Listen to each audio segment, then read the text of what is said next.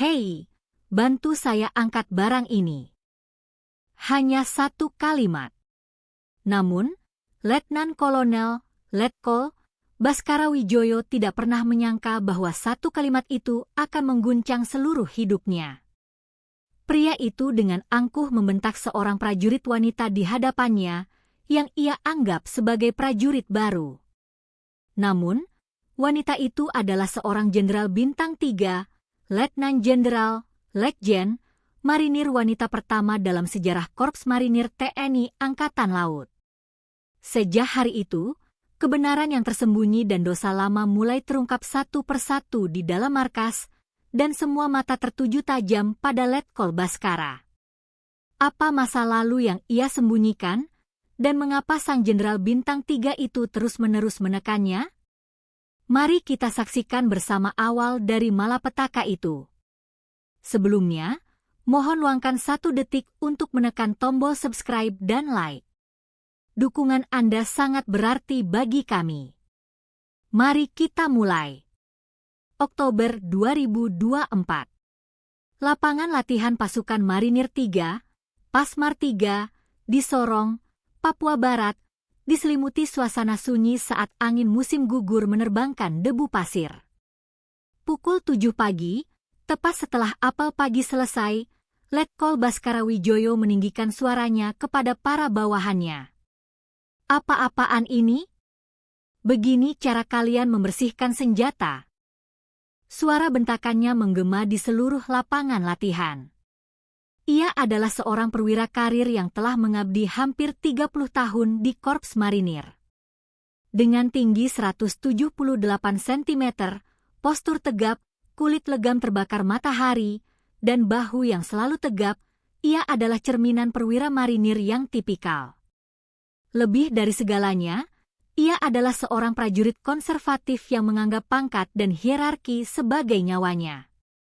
Setelah lulus dari Akademi Angkatan Laut, AAL, pada tahun 1995 dan memilih bergabung dengan Marinir, Baskara tidak pernah sekalipun meninggalkan kedinasan. Dari Letnan 2 hingga kini menjadi Letnan Kolonel, hidupnya hanya untuk Korps Marinir. Meskipun ia memiliki seorang istri dan 2 putra, markas selalu menjadi prioritasnya. Bahkan saat cuti, pikirannya selalu tertuju pada markas, dan saat bersama keluarga, ia selalu menunggu panggilan telepon dari kesatuan. Komandan, saya dengar hari ini ada kunjungan dari pejabat tinggi Mabes TNI, tanya Mayor Adnan, ajudannya, dengan hati-hati. Mayor Adnan adalah seorang perwira veteran yang telah bekerja bersama Baskara selama lebih dari 10 tahun. Ia sangat memahami karakter komandannya. Baskara menjawab dengan dahi berkerut, "Ya, saya sudah dengar. Tapi saya belum tahu siapa yang datang. Pokoknya, hari ini pemeriksaan harus lebih ketat dari biasanya."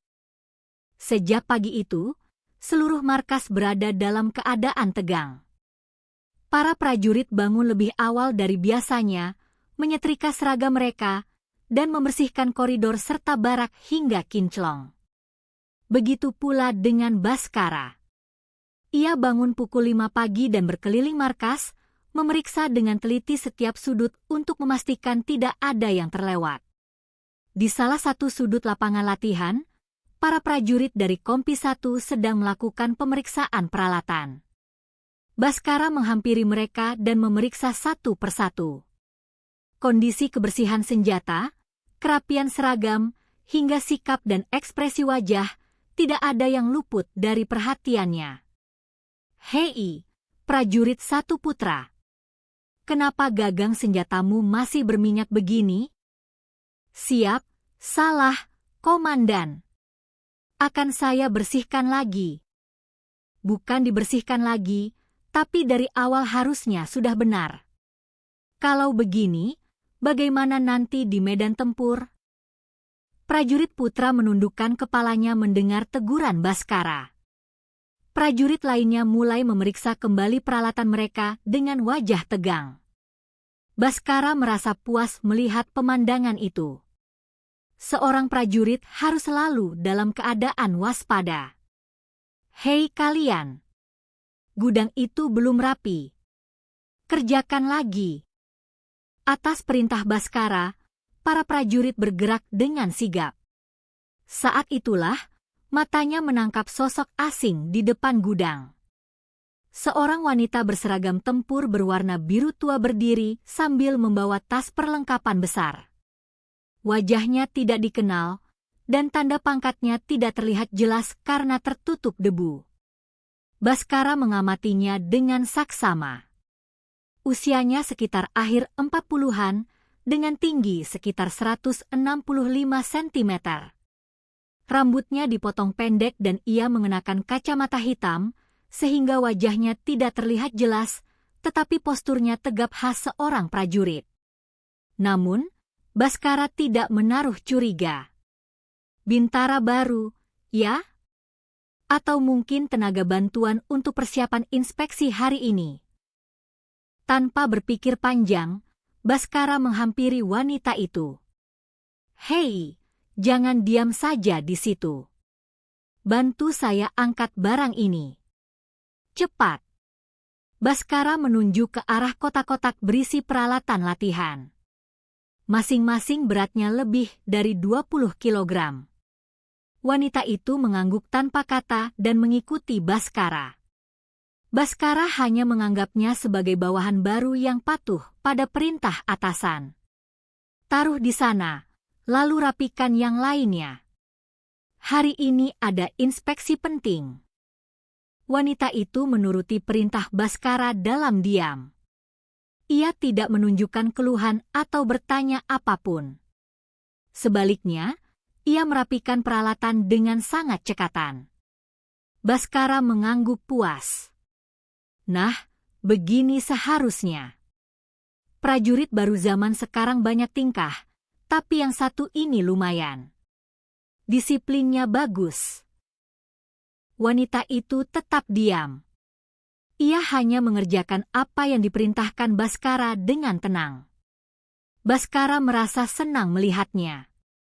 Ia berpikir, kalau saja bawahan seperti ini lebih banyak, mengelola satuan akan jauh lebih mudah.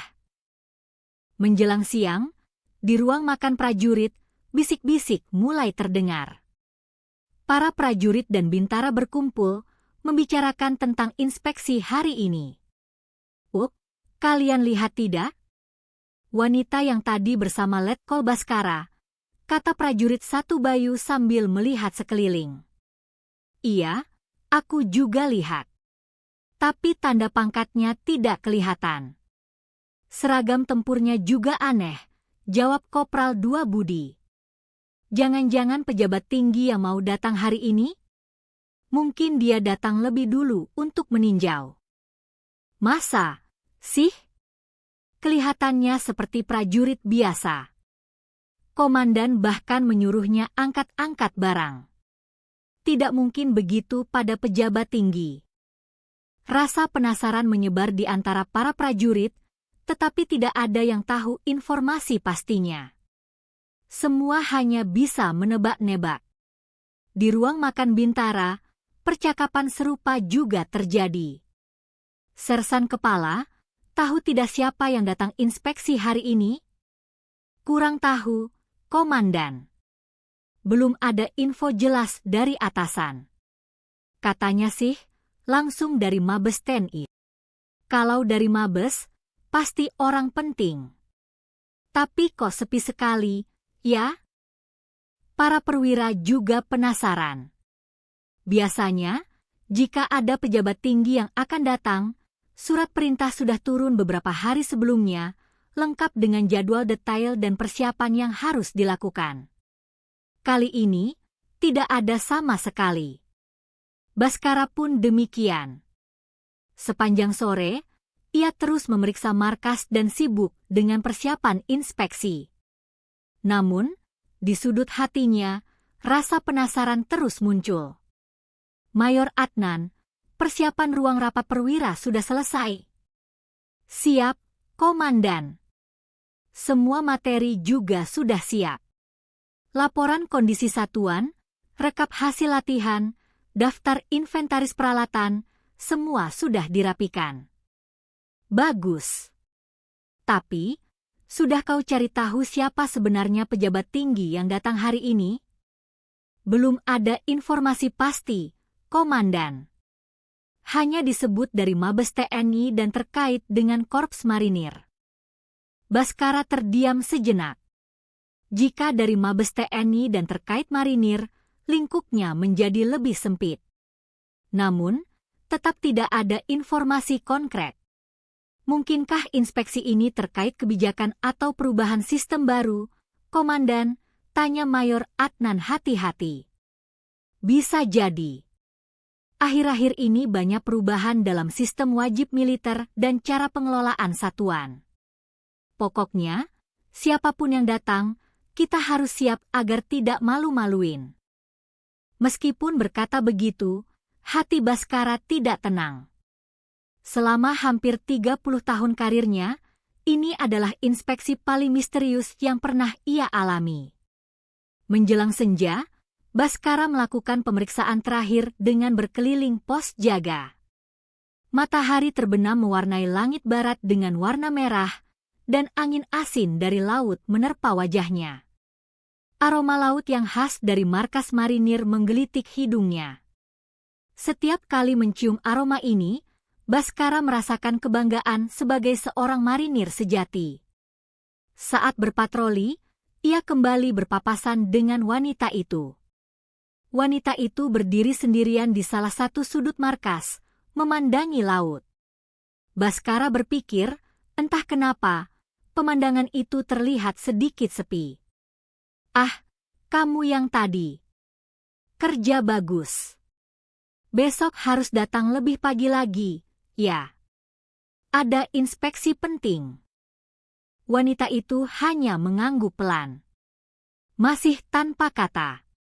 Baskara menganggapnya sebagai sikap yang sopan. Prajurit muda zaman sekarang kebanyakan suka bercanda atau mengeluh, tapi orang ini berbeda. Kamu dari satuan mana? Sudah berapa lama pindah ke sini? Tanya Baskara, tetapi wanita itu tetap diam. Ia hanya tersenyum tipis. Baskara berpikir mungkin ia belum terbiasa dengan lingkungan baru. Yah, awalnya semua begitu. Nanti juga terbiasa seiring waktu. Baskara berkata begitu, lalu melanjutkan patrolinya. Wanita itu tetap berdiri memandangi laut. Malam itu, pukul 10, Baskara berada di ruang kerjanya, memeriksa dokumen akhir untuk inspeksi besok. Laporan-laporan yang terorganisir rapi, status operasional satuan, hasil latihan, kondisi peralatan, situasi dinas prajurit. Setiap data dilengkapi dengan grafik dan tabel, serta catatan detail tentang tren perubahan selama setahun terakhir. Namun, di sudut hatinya, ada kegelisahan aneh yang mengganjal. Rasanya ada sesuatu yang berbeda dari biasanya. Inspeksi itu sendiri adalah hal yang biasa, tetapi kali ini terasa sangat senyap dan misterius. Kenapa begitu senyap? Biasanya kalau ada kunjungan pejabat tinggi, sudah heboh dari beberapa hari sebelumnya. Kali ini terlalu mendadak dan tidak ada informasi. Baskara duduk di depan mejanya, tenggelam dalam pikirannya. Mungkinkah ada sesuatu yang penting yang tidak ia ketahui?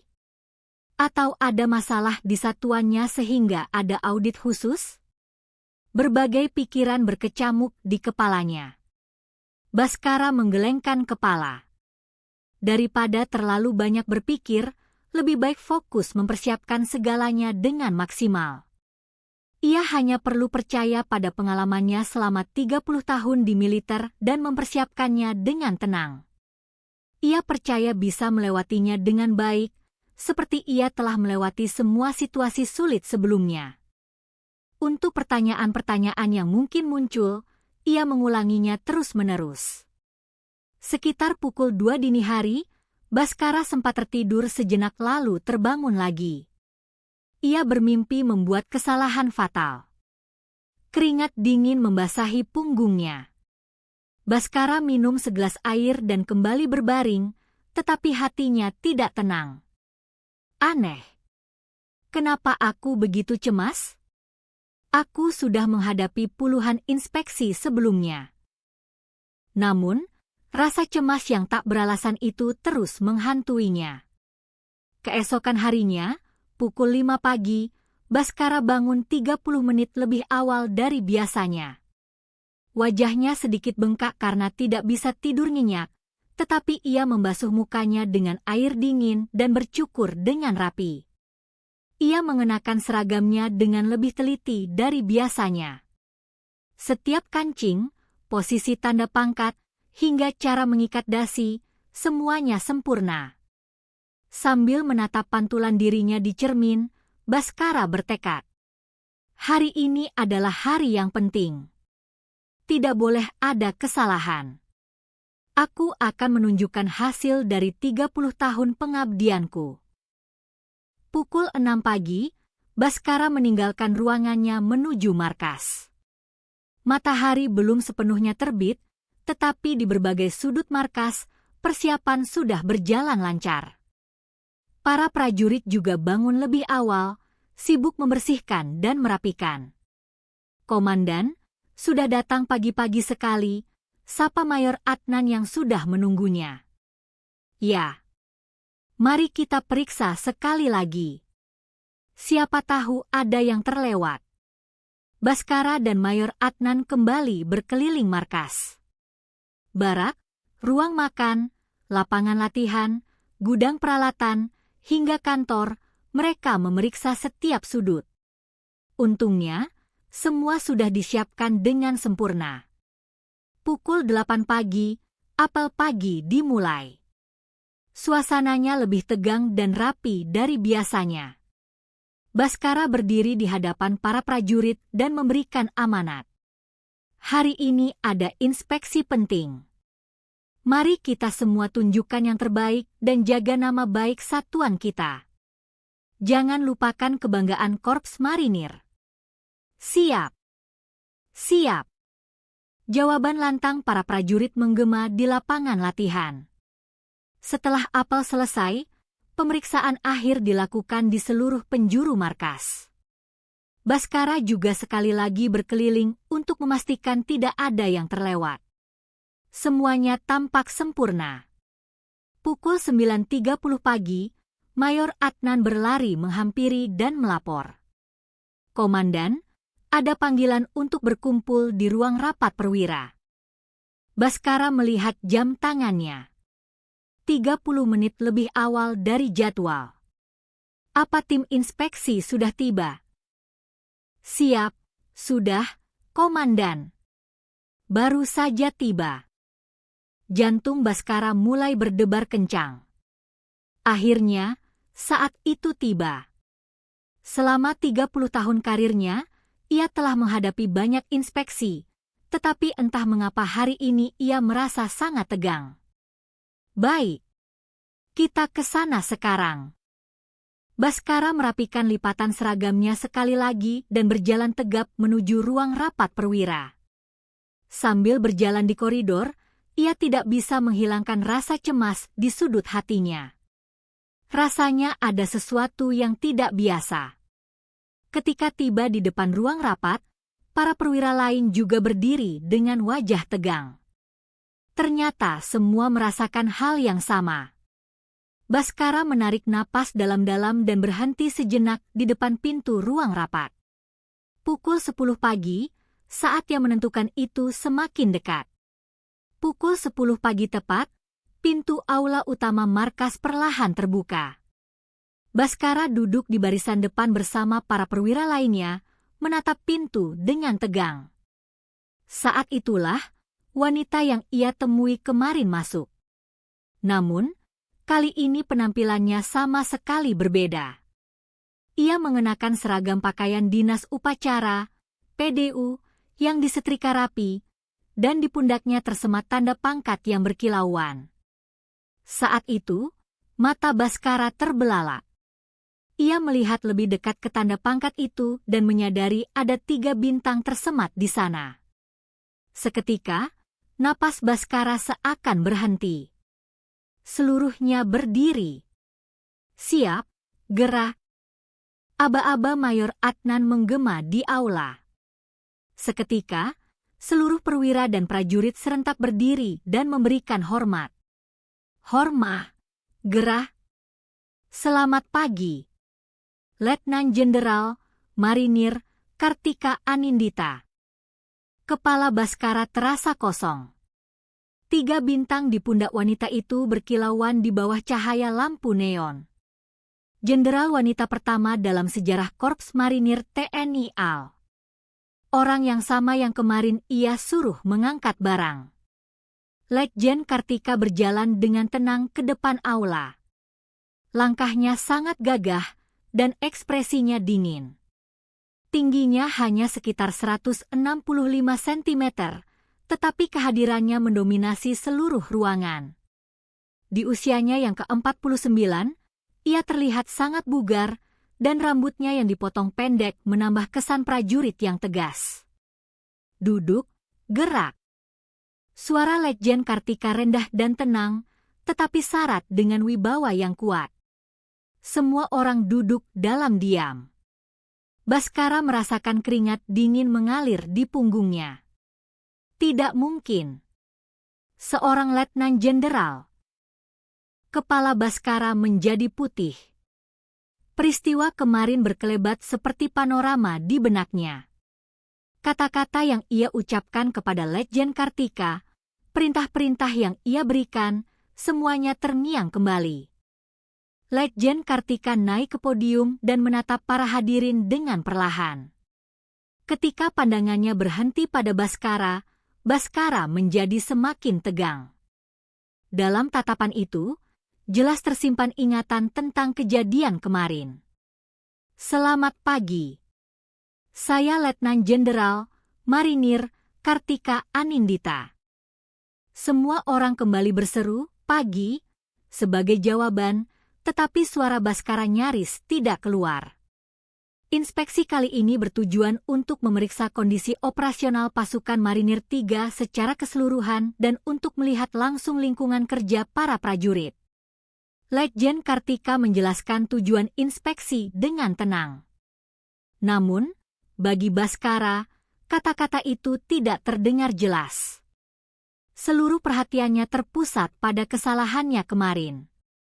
Secara khusus, dalam inspeksi ini, kami akan fokus pada kepemimpinan para perwira dan sikap mereka dalam memperlakukan bawahan. Mendengar kalimat ini, wajah Baskara semakin pucat. Rasanya seperti kalimat itu ditujukan langsung kepadanya. Letjen Kartika terus menjelaskan jadwal inspeksi. Akan berlangsung selama 3 hari. Hari pertama, laporan kondisi satuan dan pemeriksaan fasilitas. Hari kedua, observasi latihan dan wawancara dengan prajurit. Hari ketiga, evaluasi menyeluruh dan diskusi rencana perbaikan. Selama periode inspeksi, semua kegiatan harus berjalan seperti biasa. Tidak perlu ada persiapan atau polesan khusus. Saya ingin melihat kondisi apa adanya. Mendengar ucapan Letjen Kartika, para perwira saling berpandangan. Permintaan untuk menunjukkan apa adanya adalah tuntutan yang jauh lebih sulit. Setelah penjelasan umum selesai, Letjen Kartika menatap lurus ke arah Baskara. Letnan Kolonel Baskara Wijoyo, apakah Anda ingat ucapan Anda kepada saya kemarin di depan gudang? Aula menjadi hening. Semua mata tertuju pada Baskara. Wajah Baskara memerah saat ia berdiri. Itu, saya salah paham. Salah paham atau tidak, itu menunjukkan sikap Anda yang sesungguhnya terhadap bawahan. Suara Letjen Kartika tetap tenang, tetapi ada hawa dingin di dalamnya. Bagi seorang prajurit, yang terpenting adalah pangkat dan hierarki. Namun, Yang lebih penting dari itu adalah memperlakukan bawahan sebagai manusia yang bermartabat. Baskara tidak bisa berkata apa-apa. Kata-kata Letjen Kartika menusuk tepat di jantungnya. Inspeksi ini bukan sekadar pemeriksaan administrasi biasa.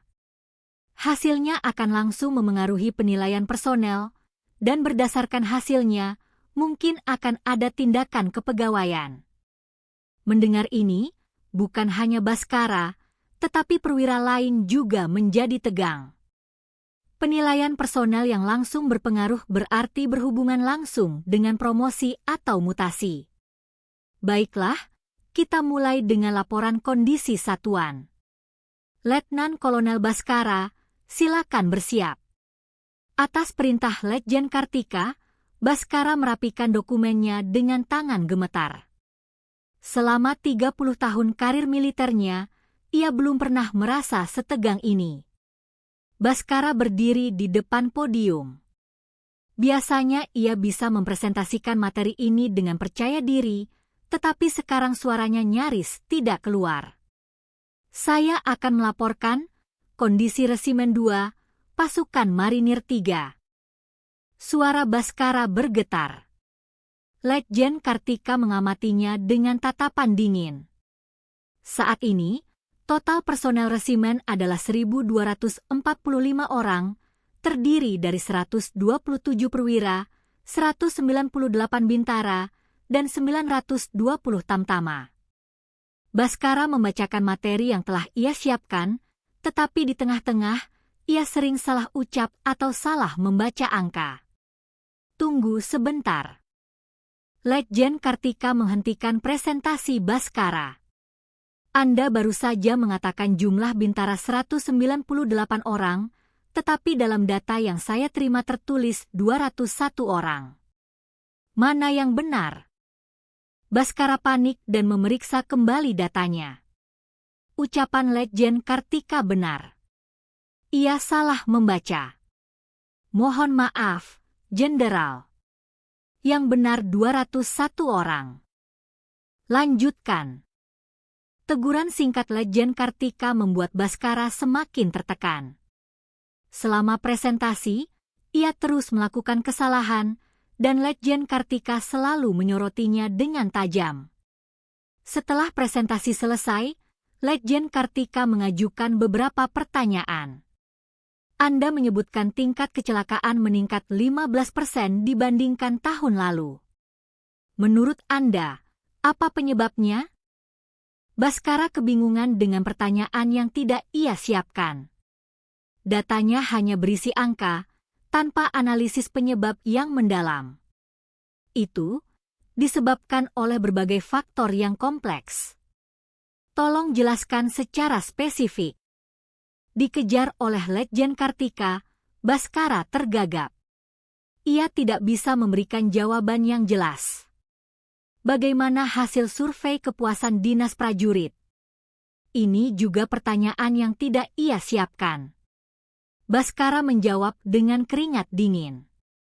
Untuk bagian itu, kami belum melakukan survei yang akurat. Di seluruh pasukan Marinir 3, survei kepuasan dinas dilaksanakan setiap 6 bulan. Apakah hanya Resimen 2 yang tidak melakukannya? Atas teguran Letjen Kartika, Baskara tidak bisa berkata-kata. Ia memang telah mengabaikan survei tersebut. Selama lebih dari 1 jam sesi laporan dan tanya jawab, Baskara terus-menerus panik dan melakukan kesalahan. Letjen Kartika mencatat semuanya tanpa melewatkan satu detail pun. Laporan cukup sampai di sini. Sekarang kita akan meninjau langsung fasilitas satuan. Letjen Kartika berdiri dari tempatnya. Baskara dan perwira lainnya ikut berdiri. Pemeriksaan fasilitas pun dimulai.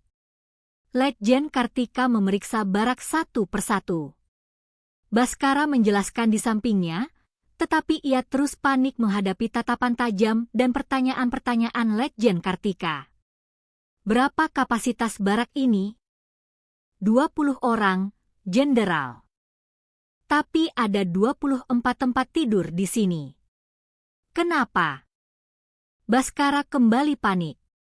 Kenyataannya, jumlah penghuni barak melebihi kapasitas. Untuk sementara jumlah personel bertambah, Jenderal.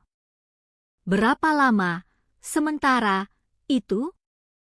Sekitar 3 bulan.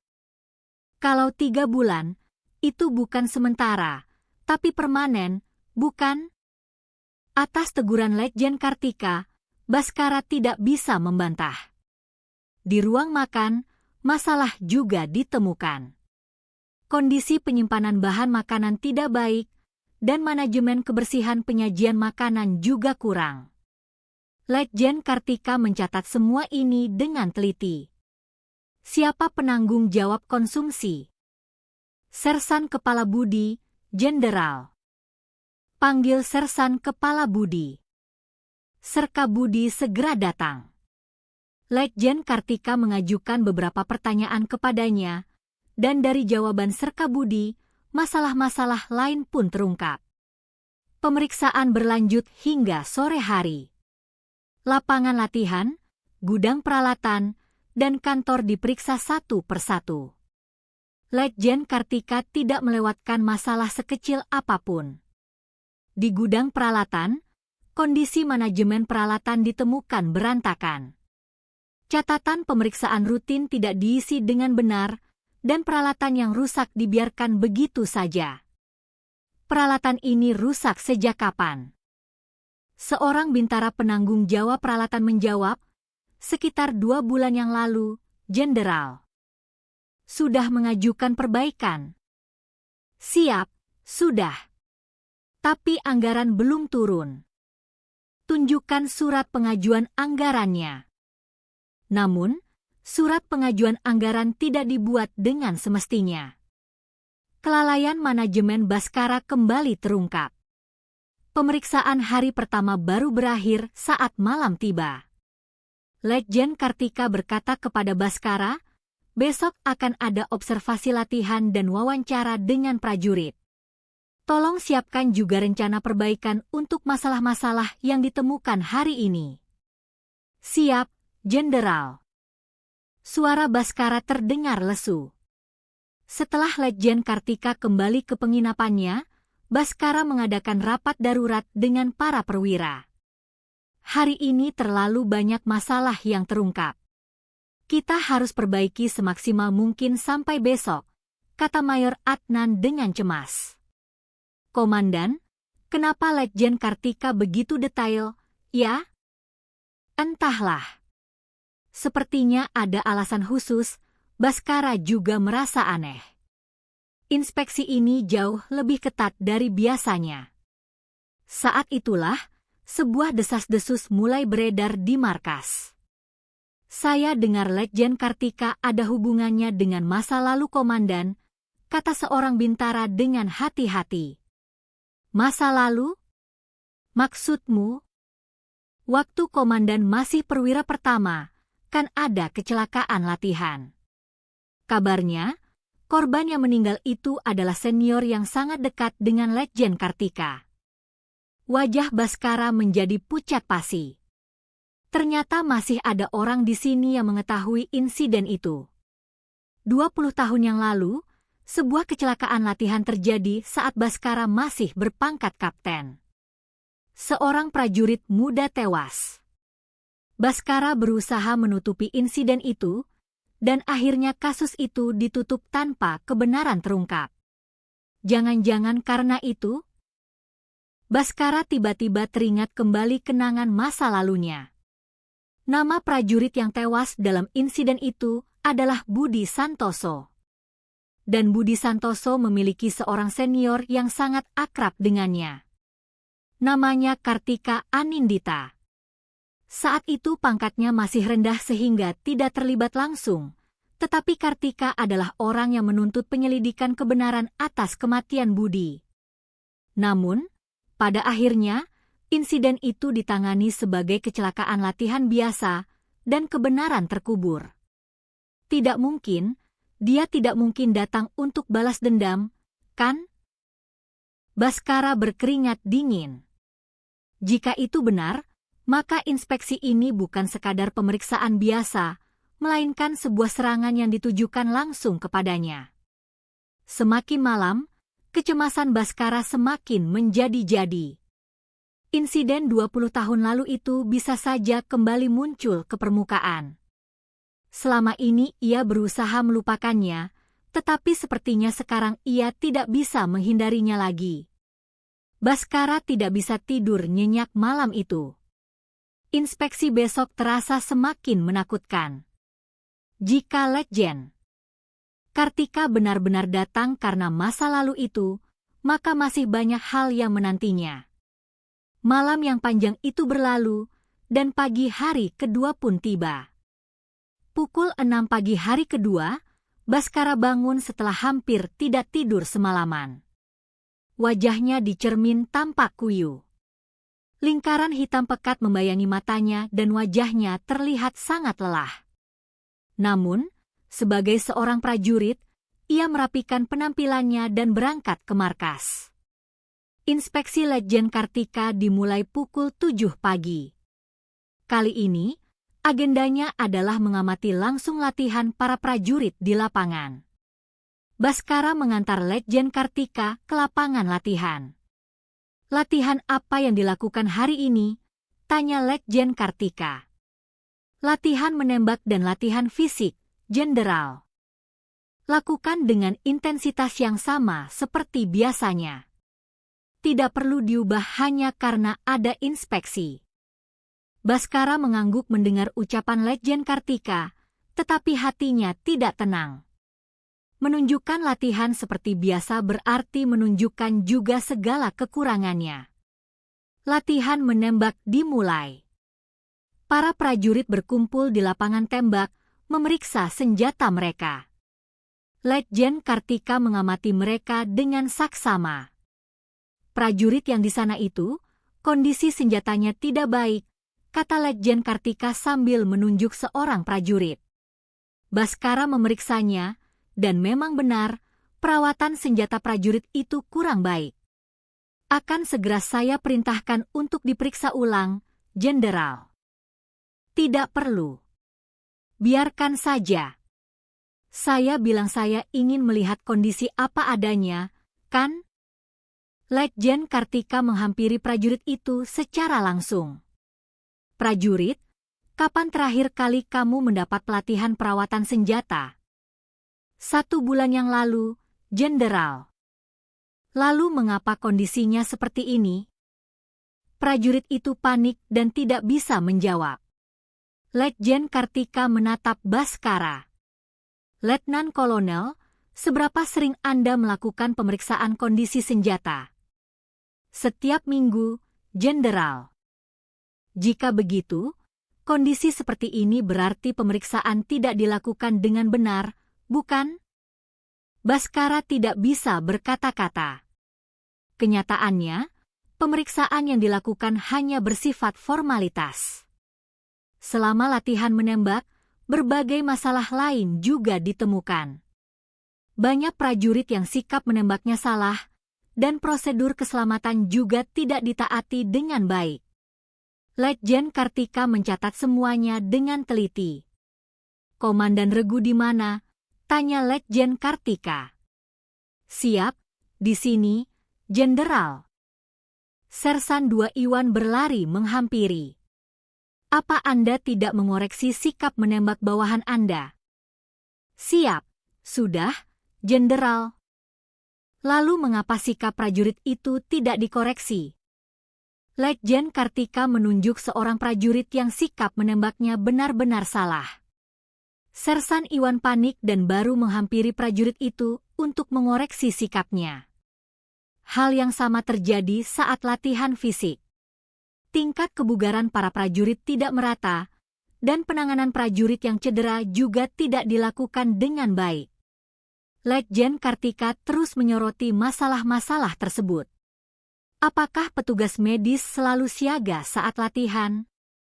"Siap, selalu, Jenderal." Namun, hari itu petugas medis sedang tidak berada di tempat karena ada tugas lain. Bhaskara kembali panik. Setelah observasi latihan pagi selesai, Letjen Kartika memulai wawancara nonformal dengan para prajurit. Inilah momen yang paling ditakuti Baskara. Ia tidak tahu apa yang akan dikatakan oleh para prajurit. Letjen Kartika pertama-tama memanggil beberapa prajurit satu untuk berbicara. Bagaimana kehidupan di markas? Baik, Jenderal. Tidak ada hal yang tidak nyaman. Awalnya, para prajurit menjawab dengan hati-hati. Namun, dengan nada bicara Letjen Kartika yang hangat, mereka perlahan mulai membuka diri. Bagaimana makanannya? Kadang-kadang sambalnya terlalu pedas, Jenderal. Selain itu, nasinya kadang-kadang agak keras. Letjen Kartika mencatat semua keluhan sekecil apapun. Baskara yang mengamati dari samping berkeringat dingin. Bagaimana hubungan kalian dengan para perwira? Mendengar pertanyaan ini, para prajurit sejenak ragu. Sebagian besar baik, Jenderal, tapi bicaralah dengan jujur. Pendapat kalian penting. Didorong oleh Letjen Kartika, seorang prajurit mulai bicara. Kadang-kadang mereka terlalu menakutkan, Jenderal. Kalau kami buat salah, kami takut dimarahi, jadi kadang kami tidak berani bertanya. Mendengar ini, wajah Baskara mengeras. Secara spesifik, dalam situasi seperti apa? Saat latihan, kalau ada yang tidak kami mengerti dan mau bertanya, seringkali kami dimarahi dengan kata-kata, masa begitu saja tidak tahu. Letjen Kartika mengangguk sambil mencatat. Wawancara dengan para bintara pun serupa. Awalnya mereka menjawab dengan hati-hati, tetapi lama-kelamaan mereka mulai menyampaikan pendapat jujur mereka. Adakah hal yang ingin diperbaiki dalam operasional satuan? Sersan Kepala Budi berkata dengan hati-hati, perintah sering sekali berubah, Jenderal, jadi terkadang membingungkan. Seperti apa? Perintah yang diterima pagi hari bisa berubah di sore hari dan berubah lagi di malam hari. Sulit untuk menyampaikannya kepada bawahan. Letjen Kartika mencatat semua kesaksian konkret ini. Baskara merasa semakin terpojok. Saat makan siang, Letjen Kartika makan bersama para prajurit untuk memeriksa langsung kualitas makanan. Baskara juga duduk bersama, tetapi makanan terasa tidak bisa ia telan. Sambalnya memang pedas sekali, ya, kata Letjen Kartika setelah mencicipi sambal. Siap, Jenderal. Akan saya sampaikan kepada juru masak untuk diperbaiki. Nasinya juga agak keras. Baskara hanya bisa mengangguk. Ia tidak pernah menyangka hal-hal yang selama ini ia abaikan bisa menjadi masalah seperti ini. Sore harinya, dilakukan pemeriksaan catatan dan dokumen satuan. Letjen Kartika memeriksa berbagai buku besar dan catatan dengan teliti. Saat inilah masalah yang lebih serius mulai ditemukan. Tolong tunjukkan catatan keluar masuk gudang bahan makanan. Atas permintaan Letjen Kartika, bintara yang bertanggung jawab membawa buku catatan. Letjen Kartika memeriksanya dengan cermat. Aneh. Jumlah barang masuk dan keluar tidak cocok. Baskara memeriksanya, dan memang benar jumlahnya tidak sesuai. Jelas ada bahan makanan yang hilang. Siapa penanggung jawabnya? Sersan Mayor Parto, Jenderal. Sersan Mayor Parto dipanggil. Ia menjawab dengan keringat bercucuran, itu, sepertinya kesalahan pencatatan, Jenderal. Untuk sebuah kesalahan pencatatan, jumlahnya terlalu banyak. Selama 3 bulan terakhir selisihnya terus terjadi. Atas teguran Letjen Kartika, Sersan Mayor Parto tidak bisa menjawab. Sepertinya ia telah menggunakan sebagian bahan makanan untuk keperluan pribadi. Catatan penggunaan kendaraan juga bermasalah. Kendaraan ini tercatat digunakan di akhir pekan. Untuk keperluan dinas. Siap, betul, Jenderal. Namun, kenyataannya, seringkali kendaraan itu digunakan oleh para perwira untuk urusan pribadi. Letjen Kartika sudah mengetahui semua ini. Saya akan bandingkan jurnal perjalanan kendaraan dengan penggunaan bahan bakar. Setelah diteliti, ditemukan beberapa perjalanan yang tidak ada hubungannya dengan dinas. Baskara merasa situasinya semakin serius. Masalah juga ditemukan dalam catatan latihan. Melihat catatan latihan dasar militer prajurit baru, penilaiannya terlalu seragam. Semua prajurit baru mendapat nilai yang hampir sama. Kenyataannya, penilaian seringkali dilakukan secara formalitas tanpa evaluasi yang sebenarnya. Bagaimana Anda mengidentifikasi karakteristik atau poin perbaikan setiap individu? Itu dikelola secara individual oleh Komandan Regu, Jenderal. Kalau begitu, tunjukkan laporan dari para Komandan Regu. Namun, laporan sedetail itu tidak ada. Semuanya hanya dilakukan secara formalitas. Menjelang malam, Letjen Kartika memanggil Baskara ke ruang wawancara pribadi. Hanya mereka berdua. Letnan Kolonel, setelah melihat seharian ini, ada masalah yang cukup signifikan dalam operasional satuan Anda. Suara Letjen Kartika tenang tetapi tegas. Akan saya perbaiki, Jenderal. Ini bukan masalah perbaikan. Ini masalah sikap yang mendasar. Baskara menundukkan kepalanya. Apakah Anda tahu apa yang dipikirkan bawahan Anda tentang Anda? Mereka bilang Anda menakutkan. Mereka bilang sulit untuk bertanya kepada Anda. Apakah itu yang disebut kepemimpinan? Atas teguran Letjen Kartika, Baskara tidak bisa berkata apa-apa. Seorang prajurit memang perlu ketegasan. Tetapi itu tidak boleh menjadi penghalang untuk berkomunikasi. Mohon maaf, Jenderal. Ini bukan masalah yang bisa diselesaikan dengan kata maaf. Perlu ada perubahan mendasar. Saat itulah Letjen Kartika mengangkat topik masa lalu. Letnan Kolonel, apakah Anda ingat kejadian 20 tahun yang lalu? Wajah Baskara menjadi pucat pasi. Akhirnya, topik itu diungkit. Kejadian apa, Jenderal? Prajurit 1 Budi Santoso. Mendengar nama itu, seluruh tubuh Baskara menegang. Budi adalah junior saya.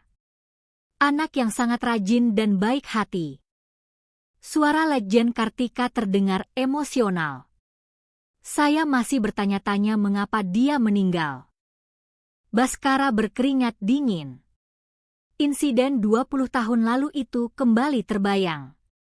Dalam laporan kecelakaan tertulis itu hanya kecelakaan latihan biasa, tapi saya tidak berpikir begitu.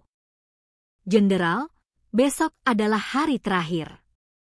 Saya menantikan untuk melihat apa yang akan Anda tunjukkan, Letnan Kolonel. Letjen Kartika berkata begitu lalu meninggalkan ruangan. Baskara sendirian, tenggelam dalam pikirannya. Malam itu, Baskara sendirian masuk ke ruang arsip. Ia ingin mencari dokumen terkait kecelakaan latihan 20 tahun yang lalu. Setelah mengobrak-abrik lemari arsip tua, ia menemukan catatan-catatan dari masa itu. Laporan kecelakaan, surat keterangan kematian, berita acara pemeriksaan, semuanya masih ada. Baskara melihat dokumen-dokumen itu dan teringat kembali kenangan saat itu. 20 tahun yang lalu, ia adalah seorang kapten, dan Budi Santoso adalah bawahannya. Hari itu, saat latihan, Budi tewas dalam kecelakaan jatuh. Namun, itu bukan kecelakaan biasa. Itu terjadi karena latihan yang dipaksakan dengan mengabaikan prosedur keselamatan. Saat itu, Bhaskara memanipulasi laporan untuk menghindari tanggung jawab. Ia menyembunyikan penyebab kecelakaan yang sebenarnya dan melaporkannya sebagai kecelakaan tergelincir biasa. Saat itu, Kartika Anindita, sebagai senior Budi, menuntut penyelidikan kebenaran. Namun, karena laporan yang dimanipulasi oleh Bhaskara, kebenaran tidak pernah terungkap. Saat itu aku salah. Tapi sudah 20 tahun berlalu, Bhaskara menatap dokumen-dokumen itu dengan bimbang. Jika ia mengungkapkan kebenaran sekarang, Budi tidak akan hidup kembali dan hanya ia yang akan dirugikan. Namun, mengingat tatapan dingin Letjen Kartika dan semua yang terjadi hari ini, hatinya terasa berat. Jika terus begini, karir militernya bisa hancur. Setelah berpikir panjang, Bhaskara mengambil keputusan yang mengejutkan. Ia memutuskan untuk membakar semua dokumen itu. Ia berpikir jika tidak ada bukti, Letjen Kartika tidak akan bisa berbuat apa-apa. Pukul 2 dini hari, di salah satu sudut ruang arsip, Bhaskara mulai membakar dokumen-dokumen itu. Kebenaran 20 tahun yang lalu lenyap menjadi abu. Sekarang aku tidak perlu terikat dengan masa lalu lagi. Bhaskara bergumam begitu sambil membakar dokumen terakhir. Namun, di sudut hatinya, rasa cemas bahwa ia telah melakukan sesuatu yang tidak bisa diperbaiki mulai menyelimutinya. Pagi hari ketiga pun tiba. Hari terakhir inspeksi. Pagi hari ketiga, Bhaskara merasa sangat gelisah setelah membakar dokumen semalam. Di satu sisi, ia merasa lega karena telah menghilangkan bukti, tetapi di sisi lain, rasa cemas bahwa ia telah melakukan kesalahan besar menyelimutinya. Wajahnya di cermin tampak menua 10 tahun dalam beberapa hari. Pukul 8 pagi, Letjen Kartika menuju aula utama untuk inspeksi hari terakhir. Hari ini adalah hari untuk evaluasi menyeluruh dan diskusi rencana perbaikan. Bhaskara merapikan pakaiannya lebih teliti dari biasanya dan menuju aula. Hari ini kita akan meninjau secara komprehensif hasil inspeksi selama 2 hari terakhir dan membahas arah perbaikan ke depan. Suara Letjen Kartika tetap tenang, tetapi syarat dengan ketajaman. Bhaskara duduk dengan tegang di kursinya. Pertama, mari kita rangkum masalah-masalah yang ditemukan. Letjen Kartika membuka dokumen yang telah ia siapkan. Ada lebih dari 10 lembar kertas A4. Hanya dengan melihat ketebalannya, Bhaskara sudah berkeringat dingin. Pertama, masalah dalam sistem manajemen operasional satuan. Letjen Kartika mulai menyebutkan masalah satu persatu. Kehilangan barang akibat manajemen gudang bahan makanan yang buruk, penggunaan kendaraan untuk kepentingan pribadi, kualitas makanan yang kurang, serta pemeriksaan dan pemeliharaan peralatan yang terabaikan. Setiap poin disertai dengan contoh konkret dan bukti. Bhaskara tidak bisa membantah. Kedua, masalah dalam sistem pendidikan dan latihan. Pelaksanaan program pendidikan prajurit baru yang formalitas, pengabaian pendidikan keselamatan, kurangnya pelatihan yang disesuaikan untuk individu, dan kurangnya objektivitas dalam evaluasi hasil latihan. Ini semua juga benar. Bhaskara menyadari betapa lalainya ia dalam mengelola satuan selama ini. Ketiga, masalah dalam manajemen personel dan kepemimpinan. Bagian ini yang paling menyakitkan. Kurangnya komunikasi dengan prajurit, gaya komando yang otoriter, kurangnya penyerapan pendapat bawahan, dan gaya bimbingan yang lebih banyak mencela daripada mendorong, semua ini terkonfirmasi melalui wawancara dengan para prajurit. Mendengar teguran Letjen Kartika, para perwira lain juga menundukkan kepala. Mereka semua tahu ada masalah dengan gaya komando Bhaskara, tetapi tidak ada yang berani mengatakannya. Masalah-masalah ini bukan sekadar kelalaian manajemen. Ini adalah masalah filosofi kepemimpinan yang mendasar. Letjen Kartika menatap lurus ke arah Baskara. Seorang prajurit memang perlu ketegasan, tetapi itu tidak boleh menjadi alat untuk menekan bawahan. Kepemimpinan sejati adalah membantu bawahan untuk tumbuh dengan sendirinya. Baskara tidak bisa berkata-kata. Rasanya seperti cara yang ia yakini benar selama 30 tahun karir militernya telah sepenuhnya disangkal. Letnan Kolonel, bagaimana pendapat Anda tentang ini? Atas pertanyaan Letjen Kartika, Baskara sejenak ragu. Ia bisa saja mengakui kesalahannya dan berjanji akan berubah, tetapi harga dirinya tidak mengizinkannya. Saya memahami teguran jenderal, tetapi Korps Marinir berbeda dari angkatan lain. Apa maksud Anda berbeda? Korps Marinir adalah pasukan khusus. Harus lebih keras dan lebih tegas. Jika terlalu lunak, kekuatan tempur akan menurun. Mendengar jawaban Baskara, ekspresi Letjen Kartika menjadi dingin. Jadi, itukah filosofi kepemimpinan Anda? Siap, betul, Jenderal. Kalau begitu, berarti Anda tidak memiliki niat untuk berubah. Hening yang tegang menyelimuti ruangan. Para perwira lain menahan napas sambil mengamati. Saat itulah Letjen Kartika mengangkat topik baru. Letnan Kolonel, apakah Anda tidak berpikir bahwa insiden prajurit 1 Budi Santoso 20 tahun yang lalu perlu diselidiki kembali? Jantung Baskara mulai berdebar kencang. Ia teringat perbuatannya semalam membakar dokumen. Insiden itu, setahu saya sudah ditutup, Jenderal. Ditutup bukan berarti kebenarannya terungkap, kan? Letjen Kartika mengeluarkan sebuah map dari tasnya. Ini adalah data yang saya kumpulkan secara pribadi. Kesaksian para saksi mata tentang insiden saat itu, foto-foto lokasi, dan Letjen Kartika berhenti sejenak, lalu melanjutkan, ada juga kesaksian yang menyebutkan bahwa Anda memerintahkan latihan yang dipaksakan dengan melanggar prosedur keselamatan. Wajah Baskara menjadi pucat pasi. Ia tidak menyangka Letjen Kartika telah menyelidikinya sedetail ini. Itu hanya spekulasi tanpa dasar, Jenderal. Benarkah? Kalau begitu, bagaimana jika kita memeriksa kembali catatan resmi yang dibuat saat itu? Mendengar ini, Baskara berkeringat dingin. Ia teringat dokumen-dokumen yang ia bakar semalam. Catatan resmi itu mungkin sudah dimusnahkan karena masa penyimpanannya sudah lewat. Benarkah? Apakah catatan insiden penting seperti itu bisa dimusnahkan begitu saja? Kata-kata penuh makna dari Letjen Kartika membuat Baskara semakin cemas. Saya menerima laporan bahwa semalam ada seseorang yang berkunjung ke ruang arsip. Seluruh tubuh Baskara menegang. Apakah aku ketahuan? Mungkinkah itu Anda, Letnan Kolonel?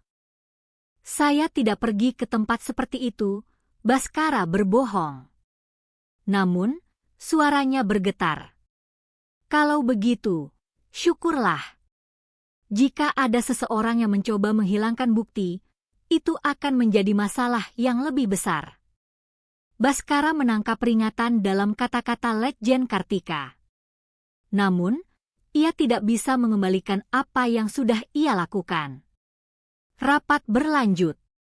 Letjen Kartika memberikan instruksi konkret tentang rencana perbaikan satuan. Dalam 1 bulan ke depan, susun dan laksanakan rencana perbaikan untuk semua masalah yang ditemukan. Siap, Jenderal.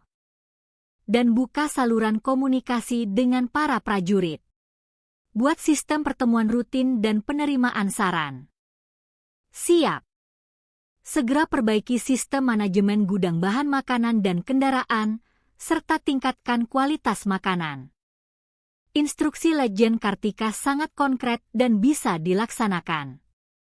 Namun, bagi Baskara, semuanya terasa seperti beban. Saat makan siang, Letjen Kartika meminta wawancara pribadi dengan Baskara. Di ruangan hanya berdua, percakapan menjadi lebih langsung. "Letnan Kolonel, saya akan bicara terus terang." Suara Letjen Kartika dingin. "Hasil inspeksi kali ini sangat serius. Ini bukan level yang bisa selesai dengan sekadar teguran atau peringatan." "Apa maksud Jenderal?" "Artinya, tindakan kepegawaian tidak bisa dihindari." Wajah Baskara menjadi pucat pasi. Tindakan kepegawaian bisa berarti demosi, mutasi, atau bahkan pemberhentian. "Jenderal, tolong beri saya satu kesempatan lagi." Kesempatan sudah cukup diberikan selama 30 tahun. Kata-kata Letjen Kartika terdengar dingin. Ini bukan lagi level yang bisa dilewati dengan alasan atau dalih. Terutama sikap Anda terhadap insiden masa lalu menunjukkan bahwa Anda memerlukan perubahan yang mendasar. Letjen Kartika kembali menyinggung insiden Budi Santoso. Ibu Budi masih tidak tahu mengapa putranya meninggal. Selama 20 tahun, beliau ingin tahu kebenarannya. Baskara merasa tertusuk. Namun, karena ia sudah menghilangkan bukti, ia hanya bisa bertahan. "Insiden itu benar-benar kecelakaan, Jenderal." "Kalau begitu, mengapa Anda begitu cemas?" Atas teguran tajam Letjen Kartika, Baskara tidak bisa berkata-kata. "Jika itu benar-benar kecelakaan, bukankah Anda seharusnya menghadapinya dengan gagah?" "Saya gagah, Jenderal." "Kalau begitu, bagus. Berarti tidak akan ada masalah jika penyelidikan ulang dilakukan, kan?" Baskara tidak bisa menjawab lagi. Tekanan dari Letjen Kartika semakin kuat. Sore harinya, ada patroli satuan terakhir. Letjen Kartika memeriksa apakah masalah-masalah yang ditemukan selama 2 hari terakhir telah diperbaiki. Namun, tidak banyak yang bisa berubah dalam 1 atau 2 hari. Sebagian besar masalah masih tetap ada. Upaya perbaikan tidak terlihat. Atas teguran Letjen Kartika, Baskara beralasan, "Waktunya kurang, Jenderal." "Ini bukan masalah waktu. Ini masalah kemauan." Saat itu, seorang prajurit menghampiri Letjen Kartika. "Jenderal, ada yang ingin saya sampaikan." "Ada apa?" "Semalam saya melihat asap dari ruang arsip." Jantung Baskara seakan berhenti berdetak. "Asap?" "Siap, Jenderal." "Sekitar pukul 2 dini hari. Saya khawatir ada kebakaran, jadi saya pergi untuk memeriksa, dan ada seseorang yang sedang membakar dokumen." Letjen Kartika menatap Baskara dengan tajam. "Apakah kamu melihat orang itu?" "Tidak terlalu jelas, Jenderal, tetapi sepertinya seorang perwira." Baskara berkeringat dingin di sekujur tubuhnya. Ia ketahuan. "Letnan Kolonel, apakah Anda tahu sesuatu tentang ini?" Atas pertanyaan Letjen Kartika, Baskara tidak bisa menjawab. Ia tidak bisa berbohong, tetapi juga tidak bisa mengatakan yang sebenarnya. "Saya tidak tahu, Jenderal." "Begitukah? Kalau begitu, kita harus menyelidiki ruang arsip." Letjen Kartika segera menuju ruang arsip. Baskara mengikutinya, tetapi kakinya terasa lemas dan ia nyaris tidak bisa berjalan. Ketika tiba di ruang arsip, bau kertas terbakar masih tercium. Di salah satu sudut, Letjen Kartika menemukan serpihan-serpihan dokumen yang terbakar. "Kumpulkan ini dan analisis." Atas perintah Letjen Kartika, bawahannya mengumpulkan barang bukti. Baskara merasa putus asa. Inspeksi baru benar-benar selesai saat malam tiba. Letjen Kartika mengumpulkan semua perwira untuk terakhir kalinya dan berkata, berdasarkan hasil inspeksi selama 3 hari, Resimen 2 Pasukan Marinir 3 dinilai memerlukan perombakan total. Wajah para perwira menjadi muram. Terutama, ada masalah mendasar dalam kepemimpinan komandan dan cara pengelolaan satuan. Letjen Kartika menatap lurus ke arah Baskara. Dalam seminggu ke depan, laporan detail akan diserahkan ke komando atas dan tindakan kepegawaian akan menyusul. Baskara menyadari bahwa ia tidak bisa bertahan lagi. Ia tidak pernah membayangkan 30 tahun karir militernya akan berakhir seperti ini. Jika ada yang ingin disampaikan terakhir kali, silakan. Atas kesempatan terakhir yang diberikan Letjen Kartika, Baskara sejenak ragu. Haruskah ia mengatakan kebenarannya sekarang? Namun, pada akhirnya ia tidak membuka mulut. Tidak ada, Jenderal. Kalau begitu, saya akan kembali dengan penerbangan pertama besok pagi. Terima kasih atas kerjasamanya. Setelah Letjen Kartika pergi, Baskara merasa hampa. Rasanya semua sudah berakhir. Malam itu, Baskara berjalan sendirian di luar markas. Angin dingin dari laut menerpa wajahnya. Ia tidak pernah bermimpi akan diusir seperti ini dari Korps Marinir yang telah menjadi segalanya baginya selama 30 tahun. Sekarang bagaimana? Apa yang harus kukatakan pada keluarga? Hati Baskara dipenuhi keputusasaan. Namun, di saat yang sama, kemarahan juga muncul.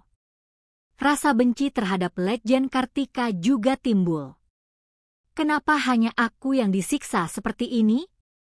Kenapa mengungkit masalah 20 tahun yang lalu sekarang? Namun, jauh di lubuk hatinya, ia menemukan dirinya yang tidak mau mengakui kesalahannya. Sepertinya yang ada hanya dalih dan penghindaran, bukan penyesalan yang tulus. Menjelang fajar, Baskara membuat keputusan. Ia akan bertemu Letjen Kartika untuk terakhir kalinya dan berbicara jujur. Ia tidak bisa lagi bersembunyi dan melarikan diri. Tetapi, apakah ia akan memiliki keberanian? Bisakah ia melepaskan harga diri dan martabat yang telah ia pertahankan selama 30 tahun? Pagi berikutnya pun tiba. Saat yang menentukan semakin dekat. Pukul 5 pagi, Baskara bangun dari tempat tidur setelah tidak bisa tidur semalaman. Ia memikirkan bagaimana cara melakukan percakapan terakhir dengan Letjen Kartika, tetapi tidak menemukan jawaban yang jelas. Wajahnya di cermin benar-benar kuyu. Dalam beberapa hari, ia tampak menua drastis dan matanya kehilangan sinarnya. Pukul 7 pagi, Baskara mondar-mandir di depan penginapan Letjen Kartika. Beberapa kali ia hendak mengetuk pintu, tetapi ragu-ragu. Ia tidak punya keberanian. Akhirnya, ia berbalik dan menuju markas. Pukul 9 pagi, Letjen Kartika selesai bersiap-siap untuk berangkat dan menuju aula utama untuk acara resmi terakhir. Hari ini dijadwalkan ada pengarahan khusus kepada seluruh prajurit. Baskara menunggu Letjen Kartika di aula bersama para perwira lainnya. Kira-kira apa yang akan beliau sampaikan hari ini? Tanya Mayor Adnan hati-hati. Entahlah. Mungkin rangkuman hasil inspeksi. Jawab Baskara, tetapi di sudut hatinya, rasa cemas semakin membesar. Wajah Letjen Kartika tampak lebih dingin dari kemarin. Pukul 9.30, seluruh prajurit berkumpul di aula. Pemandangan lebih dari 1.200 prajurit yang berbaris rapi tampak megah. Namun, bagi Baskara, semua tatapan itu terasa membebani. Letjen Kartika naik ke podium. Berbeda dari biasanya, di tangannya ada sebuah amplop surat. Baskara penasaran apa isinya, tetapi di saat yang sama, firasat buruk menyelimutinya. Prajurit sekalian, selamat pagi. Suara Letjen Kartika menggema di seluruh aula. Menutup inspeksi selama 3 hari ini, ada sebuah cerita yang ingin saya sampaikan kepada kalian. Letjen Kartika berhenti sejenak, lalu melanjutkan. Apa hal yang paling penting bagi seorang prajurit? Keberanian, kesetiaan, semangat pengorbanan. Para prajurit mendengarkan dengan saksama. Tentu, itu semua penting. Tetapi ada yang lebih penting dari itu, yaitu kebenaran dan keadilan. Jantung Baskara mulai berdebar kencang. Prajurit yang mengabaikan kebenaran dan mengabaikan keadilan bukanlah prajurit sejati. Letjen Kartika mengangkat amplop surat yang dipegangnya. Ini adalah surat yang ditulis 20 tahun yang lalu oleh seorang ibu. Aula menjadi hening. Semua orang menahan napas dan mendengarkan. Surat yang berisi kepiluan hati seorang ibu yang kehilangan putranya. Letjen Kartika membuka surat itu dan mulai membacanya. Budi anakku tersayang. Ibu masih tidak mengerti mengapa kamu pergi begitu tiba-tiba. Suara Letjen Kartika yang membacakan surat itu terdengar emosional. Pihak militer bilang itu kecelakaan saat latihan, tapi ibu tidak bisa menghilangkan pikiran bahwa ada sesuatu yang disembunyikan. Suasana di aula menjadi khusyuk. Banyak prajurit yang fokus pada isi surat itu. Tolong, beritahu ibu kebenarannya. Mengapa budi kami meninggal? Siapa yang bersalah? Bukankah ibu berhak tahu? Setelah selesai membaca surat, Letjen Kartika menatap para prajurit dengan perlahan. Yang menulis surat ini adalah ibu dari prajurit 1 Budi Santoso. Seketika, aula menjadi riuh. Prajurit 1 Budi Santoso meninggal 20 tahun yang lalu di markas ini saat latihan. Suara Letjen Kartika menjadi lebih jelas. Pengumuman resmi saat itu adalah kecelakaan latihan biasa. Namun, dari berbagai bukti, bisa jadi itu bukan keseluruhan ceritanya. Wajah Baskara menjadi pucat pasi. Keringat dingin mengalir di punggungnya. Yang lebih menyedihkan adalah kebenaran insiden itu tidak pernah terungkap dengan semestinya. Letjen Kartika menatap lurus ke arah Baskara. Dan Komandan Kompi pada saat insiden itu adalah hening sejenak. Semua orang di aula menahan napas. Letnan Kolonel Baskara Wijoyo.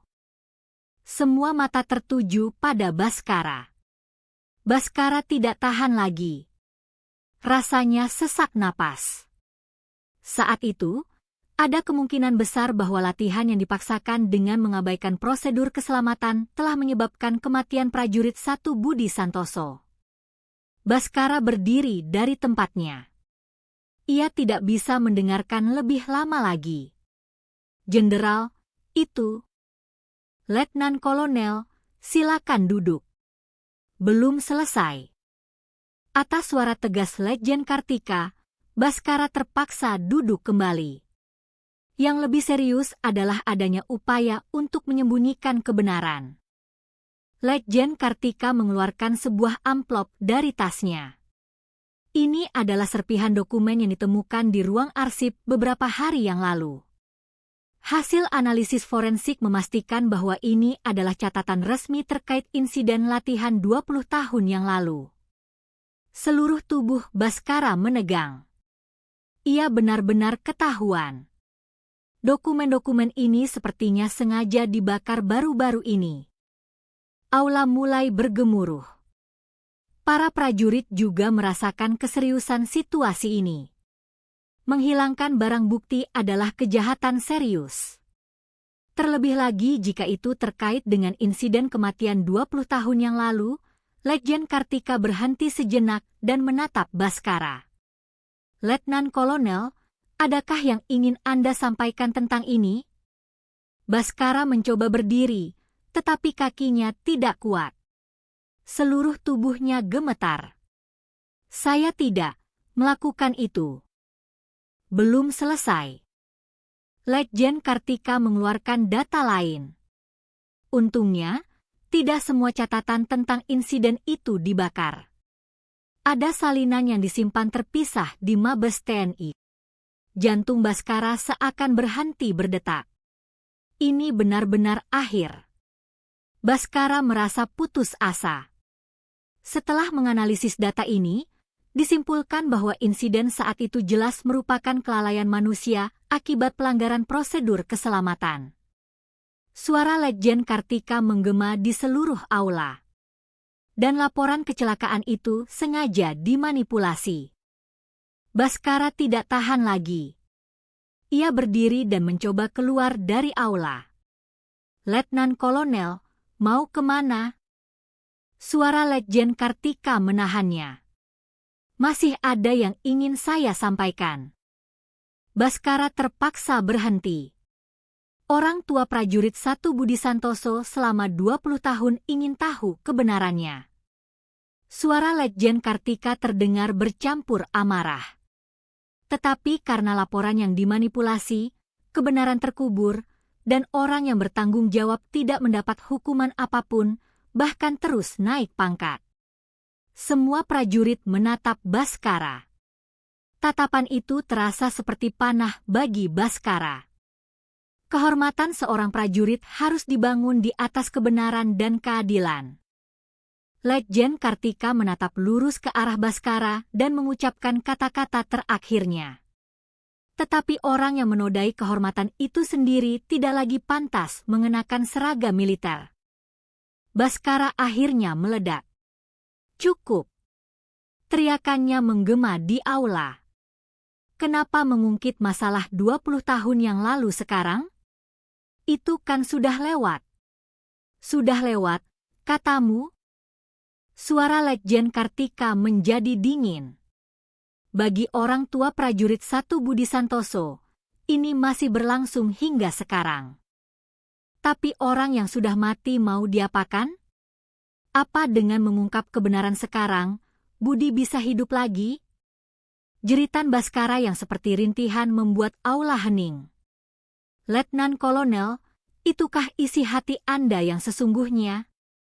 Atas pertanyaan Letjen Kartika, Baskara tidak bisa menjawab lagi. Orang yang sudah mati tidak bisa kembali, tetapi kebenaran harus diungkap demi mereka yang masih hidup. Baskara akhirnya berlari keluar dari aula. Ia tidak tahan lagi. Di luar aula, Baskara ambruk. Apakah 30 tahun karir militerku berakhir seperti ini? Rasa putus asa menyelimutinya karena merasa semuanya telah hancur. 1 jam kemudian, Letjen Kartika keluar dari aula. Baskara duduk sendirian di dekat pos jaga. Letjen Kartika menghampirinya. Letnan Kolonel. Baskara tidak mengangkat kepalanya. Saya beri Anda kesempatan terakhir. Kesempatan apa lagi? Kesempatan untuk mengatakan kebenaran. Baskara sejenak ragu. Apa yang akan berubah jika ia mengatakan kebenaran sekarang? Sudah terlambat. Anda pikir sudah terlambat? Semuanya sudah berakhir, kan? Belum berakhir. Jika Anda benar-benar bertobat. Bertobat. Baskara marah. Saya juga korban.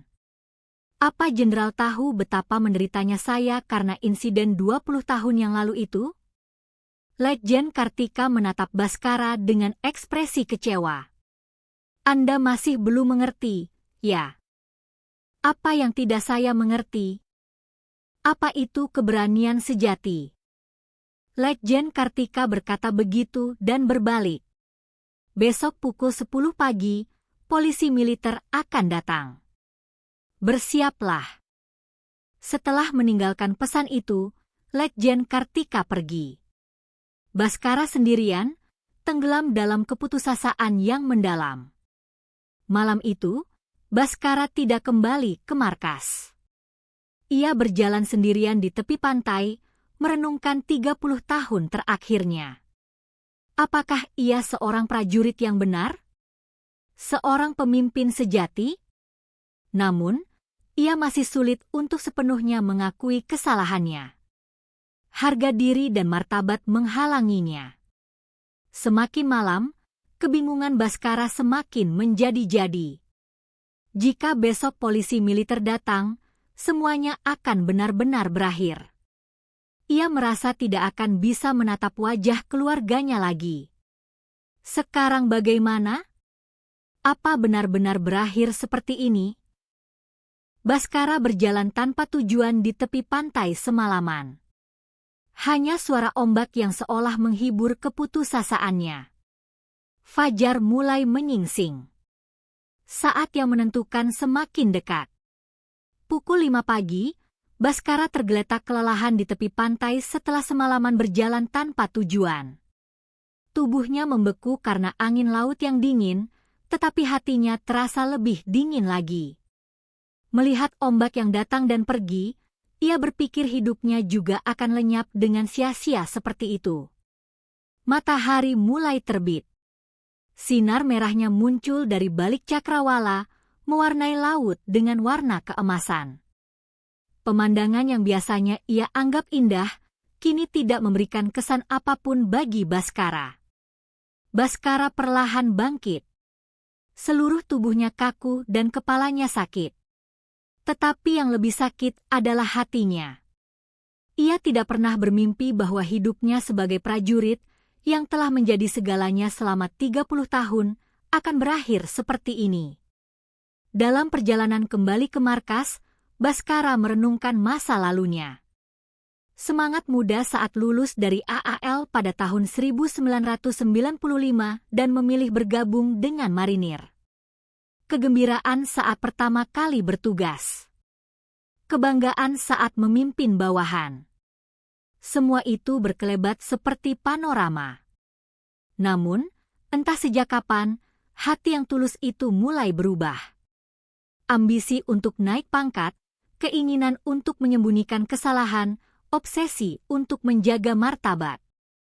Hal-hal itu perlahan menumpuk dan menjauhkannya dari semangat prajurit sejati.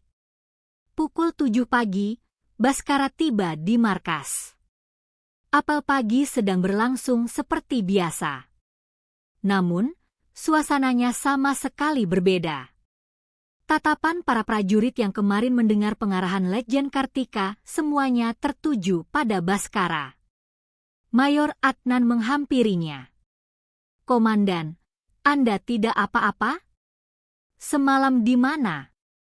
"Ya, hanya cari angin." Suara Baskara serak. "Komandan, saya dengar polisi militer akan datang." "Ya, saya sudah dengar." Baskara tidak ingin bicara lagi. Yang ada di pikirannya hanyalah semuanya sudah berakhir. Pukul 9 pagi, Baskara duduk di kantornya. Di atas mejanya tersebar kenangan-kenangan yang ia kumpulkan selama 30 tahun. Berbagai piagam penghargaan, souvenir, surat-surat dari bawahan. Sekarang saatnya merapikan semuanya.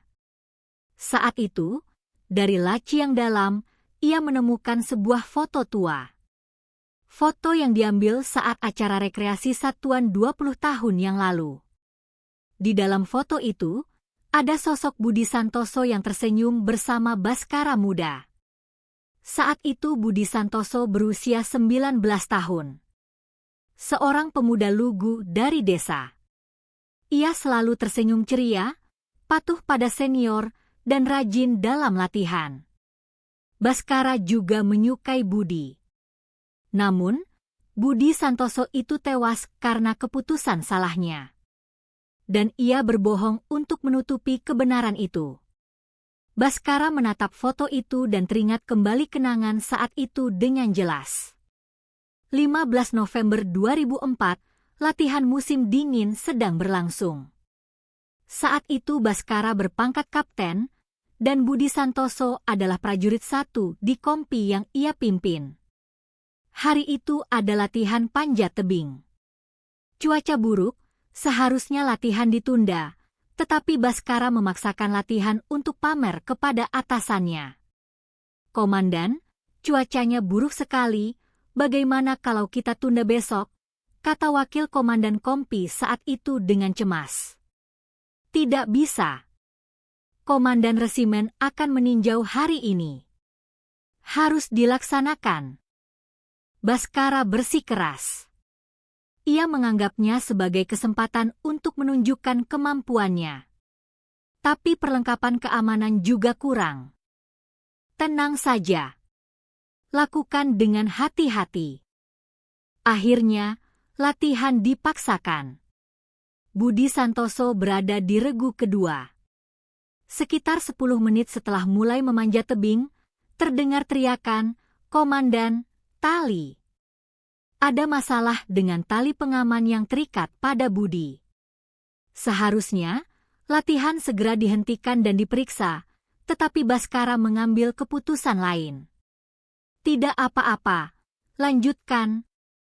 Komandan resimen akan segera tiba, dan ia takut dinilai tidak kompeten jika menghentikan latihan."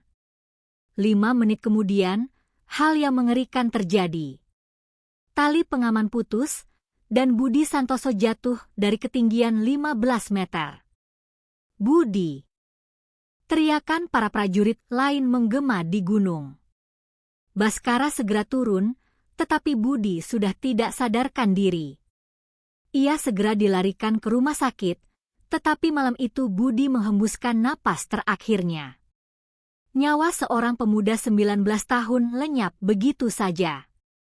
Masalah yang lebih besar terjadi setelahnya. Penyelidikan kecelakaan dimulai, dan Baskara memanipulasi laporan untuk menghindari tanggung jawab. Ia berbohong bahwa pemeriksaan perlengkapan keamanan sudah dilakukan dengan benar dan menulis bahwa kondisi cuaca baik. Saat itu, Letnan Kartika, sebagai senior Budi, menuntut penyelidikan kebenaran. Namun, karena laporan yang dimanipulasi, kebenaran terkubur, dan insiden itu ditangani sebagai kecelakaan latihan biasa. Baskara meletakkan foto itu dan menghela napas panjang. Selama 20 tahun ia berusaha melupakan ini, tetapi pada akhirnya semuanya kembali. "Budi, maafkan aku. Aku benar-benar minta maaf." Untuk pertama kalinya, permintaan maaf yang tulus keluar dari hati Baskara. Kata-kata yang selama 20 tahun tidak pernah ia ucapkan dengan benar. Pukul 10 pagi, para penyelidik dari polisi militer tiba di markas. Baskara sudah siap. Ia tidak lagi berniat melarikan diri atau berbohong. "Anda Letnan Kolonel Baskara Wijoyo?" "Siap, betul. Saya Letnan Kolonel IGD Suarjana dari Polisi Militer. Anda harus menjalani pemeriksaan terkait insiden kematian prajurit 1 Budi Santoso 20 tahun yang lalu." "Saya mengerti." Baskara dengan patuh mengikutinya. Dalam perjalanan ke ruang pemeriksaan, para prajurit markas mengamatinya. Tatapan mereka tidak lagi terasa membebani. Sebaliknya, ia merasa lega. Di ruang pemeriksaan, Letkol Gede mulai bertanya, "Apakah Anda mengetahui insiden kematian prajurit 1 Budi Santoso pada 15 November 2004? "Siap, saya tahu." "Saat itu Anda Komandan Kompi, kan?" "Siap, betul." "Tolong jelaskan kronologi kejadiannya." Baskara sejenak ragu. Ia bisa saja menceritakan kebohongan yang telah ia siapkan selama 20 tahun. Tetapi ia memilih jalan lain. "Saya akan mengatakan yang sebenarnya." Letkol Gede tampak terkejut.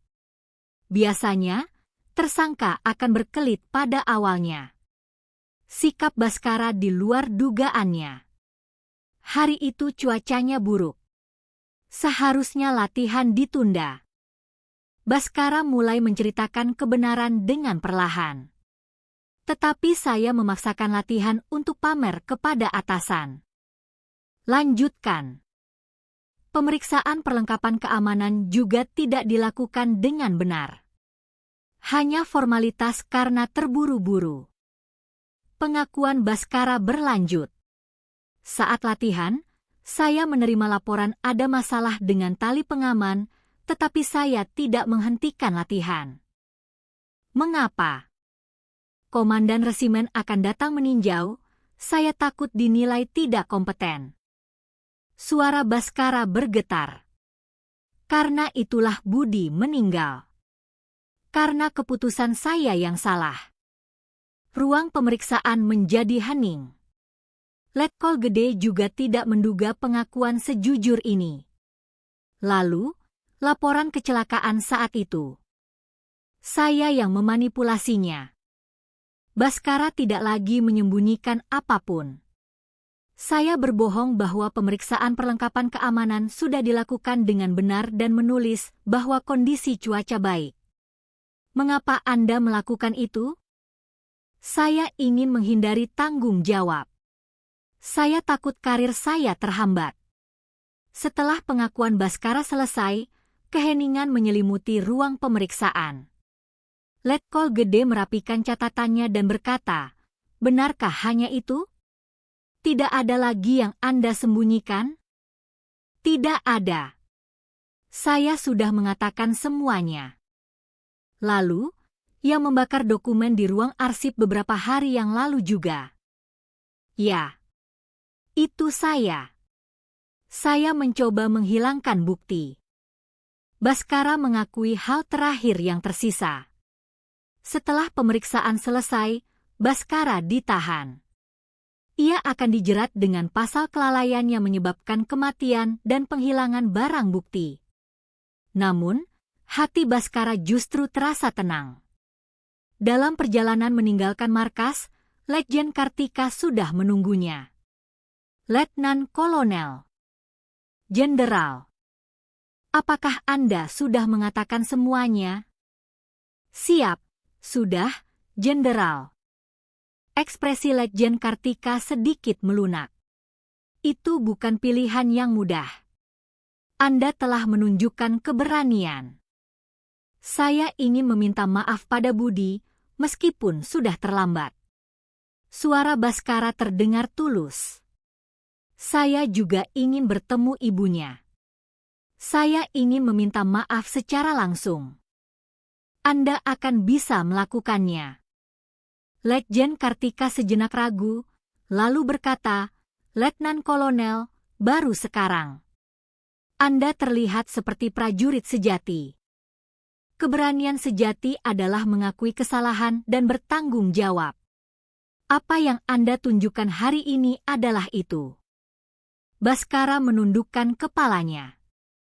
Kata-kata Letjen Kartika sangat meresap di hatinya. Saya juga sangat menyesal, Jenderal. Bukan saya yang harus Anda mintai maaf. Letjen Kartika tersenyum tipis. Pikirkan baik-baik bagaimana Anda akan hidup ke depan. Ini bukan akhir dari hidup Anda, tetapi awal yang baru. Bhaskara naik ke mobil tahanan. Sambil meninggalkan markas, ia menatap laut untuk terakhir kalinya. Momen perpisahan dengan korps marinir yang telah menjadi hidupnya selama 30 tahun. Anehnya, tidak ada penyesalan. Sebaliknya, ia merasa lega. Rasanya seperti telah meletakkan beban berat yang ia pikul selama 20 tahun. Dari jendela mobil, laut terlihat. Ombak terus-menerus datang dan pergi. Bhaskara menatap ombak itu dan berpikir, sekarang adalah awal yang baru. Meskipun terlambat, aku akan hidup dengan benar. Saat mobil tahanan meninggalkan markas, kehidupan baru Bhaskara pun dimulai. 3 bulan kemudian, pada suatu pagi yang dingin di bulan Januari 2025, pengadilan militer dipenuhi orang-orang yang ingin menyaksikan sidang kasus kematian prajurit 1 Budi Santoso. Media juga menaruh perhatian besar. Kebenaran yang terungkap setelah 20 tahun dan kisah seorang mantan letnan kolonel yang mengakui semuanya sendiri menjadi topik hangat di masyarakat. Baskara, mengenakan seragam tahanan, duduk di kursi terdakwa. Selama 3 bulan di tahanan, ia menjadi lebih kurus. Namun, ekspresinya jauh lebih tenang daripada 3 bulan yang lalu. Bahkan ada semacam kedamaian yang terpancar. Hakim memasuki ruangan, dan semua orang berdiri. Sidang kasus kelalaian yang menyebabkan kematian dan penghilangan barang bukti terkait insiden prajurit 1 Budi Santoso tahun 2004 dibuka. Suara hakim yang khusyuk menggema di ruang sidang. Terdakwa Baskara Wijoyo, silakan sampaikan pernyataan terakhir Anda. Baskara perlahan berdiri. Selama 3 bulan, ia telah mempersiapkan momen ini. Ada banyak yang ingin ia katakan, tetapi ia memutuskan untuk hanya mengatakan yang terpenting. Yang mulia hakim dan hadirin sekalian. Sampai 3 bulan yang lalu, saya tidak tahu persis apa kesalahan saya. Baskara menatap ke arah bangku pengunjung. Ada Letjen Kartika di sana, dan Ibu Budi Santoso juga terlihat. Selama 30 tahun hidup sebagai prajurit, saya percaya saya berjalan di jalan yang benar. Tegas, sesuai aturan, dan kuat. Saya pikir itulah semangat Korps Marinir. Pengakuan Baskara berlanjut. Tetapi semangat Korps Marinir yang sebenarnya berbeda. Yaitu kebenaran, keadilan, dan melindungi yang lemah. Ruang sidang menjadi hening. Semua orang fokus pada kata-kata Baskara.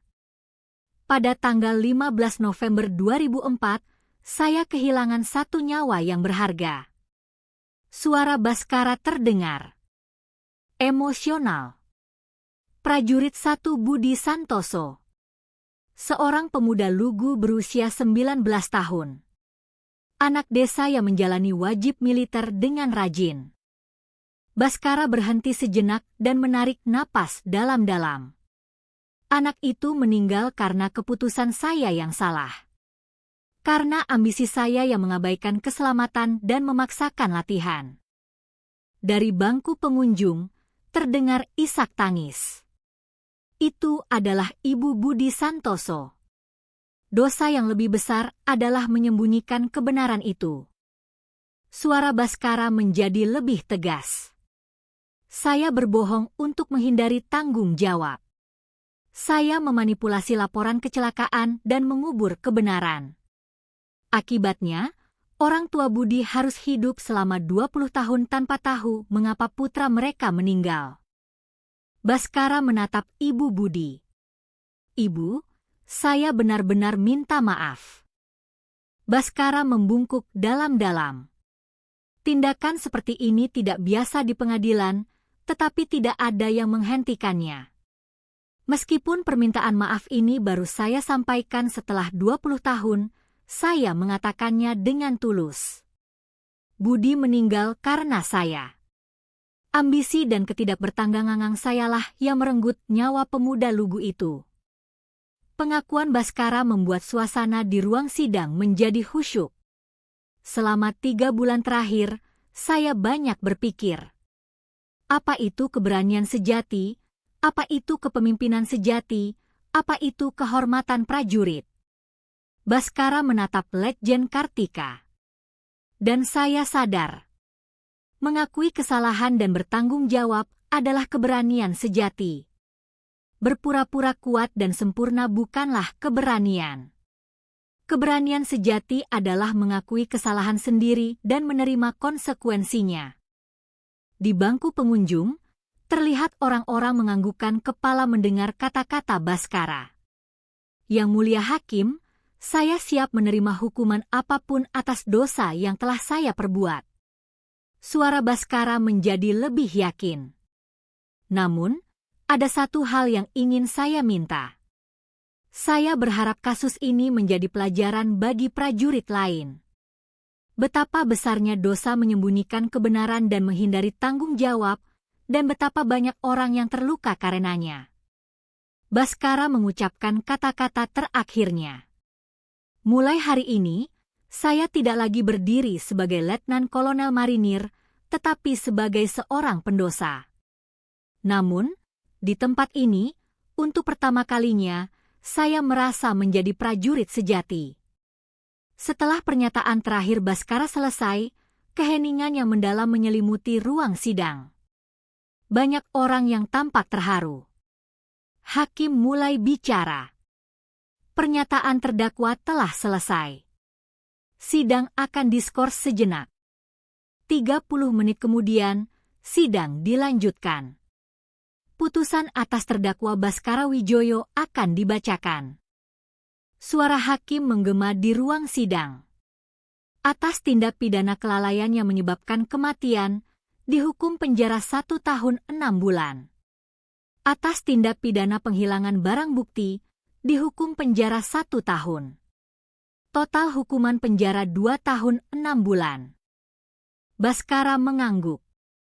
Hukuman itu sesuai dengan perkiraannya.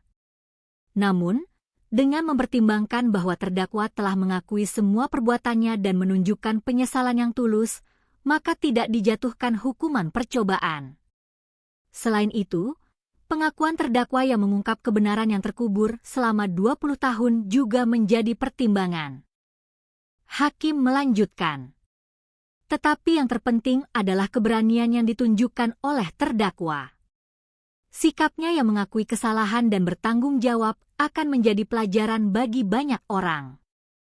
Setelah putusan selesai, Baskara kembali dibawa ke rumah tahanan. Ia akan menjalani hukuman selama 2 tahun 6 bulan, tetapi hatinya terasa damai. Saat meninggalkan ruang sidang, Baskara berpapasan dengan Ibu Budi Santoso.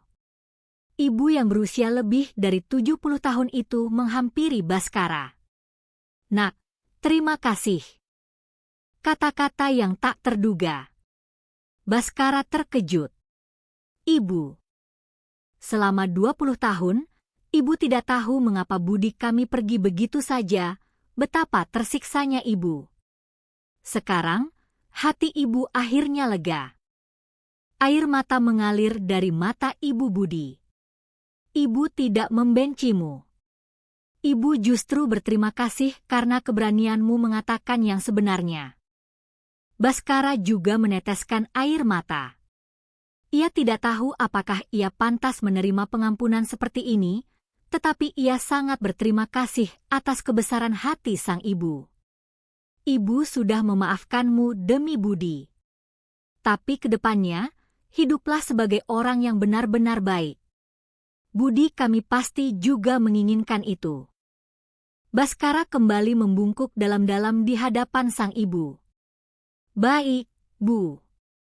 Saya pasti akan melakukannya." Letjen Kartika juga menghampiri Baskara.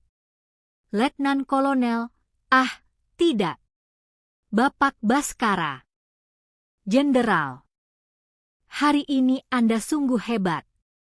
Mendengar ucapan Letjen Kartika, Baskara menundukkan kepalanya. "Ini semua berkat Jenderal. Jika bukan karena Jenderal, saya akan terus hidup dalam kebohongan." "Bukan begitu. Keberanian bukanlah sesuatu yang bisa diberikan orang lain. Itu ada di dalam diri Anda sendiri." Letjen Kartika menepuk pundak Baskara dengan ringan. "Sampai bertemu lagi. Saya percaya saat itu Anda akan menjadi orang yang benar-benar baru." "Baik, Jenderal. Saya pasti akan melakukannya." Baskara naik ke mobil tahanan. Dunia yang terlihat dari jendela mobil tampak berbeda dari sebelumnya. Segalanya terasa lebih jelas dan bermakna. Ini baru benar-benar permulaan. Baskara bertekad dalam hati. Ia akan menggunakan masa hukuman 2 tahun 6 bulan untuk refleksi diri yang sesungguhnya, dan setelah bebas, ia akan menjalani hidup yang benar-benar baru. Mobil tahanan mulai bergerak. Sambil melihat pemandangan yang berlalu, Baskara berpikir. Jika 30 tahun terakhir ia hidup untuk kehormatan dan martabat palsu, maka waktu ke depan akan ia jalani untuk kebenaran dan keadilan. Demi budi, demi ibunya, dan yang terpenting, demi dirinya sendiri. Saat mobil menuju lembaga pemasyarakatan, perubahan sejati Baskara pun dimulai. Beberapa tahun kemudian, hari di mana Baskara bebas dari penjara telah tiba. Di suatu sore yang cerah dengan sinar matahari musim gugur yang hangat, seseorang telah menunggu di depan gerbang utama penjara. Orang itu adalah Letjen Kartika Anindita. Lama tidak bertemu, sapa Letjen Kartika terlebih dahulu.